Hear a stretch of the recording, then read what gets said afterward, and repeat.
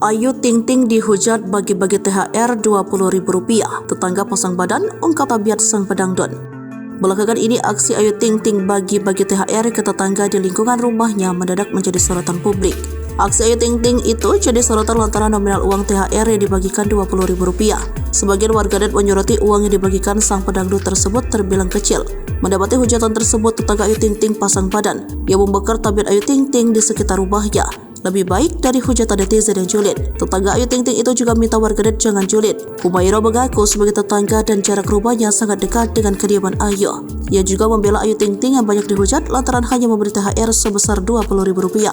Menurutnya, Ayu tak hanya memberikan uang Rp20.000 saja. Rumahku tuh deket banget sama Ayu Ting Ting, jalan kaki juga nyampe. Nah, setahu aku tuh ya, ke Ayu tuh ngebagiin bukan Rp20.000 aja, ungkap Humaira. Ia bercerita jika uang Rp20.000 hanya dibagikan kepada anak-anak kecil di lingkungan rumah Ayu. Itu pun menurut dia tak bisa dibilang kecil lantaran Ayu membagikan kepada anak-anak sekampung yang jumlahnya tentu tidak sedikit.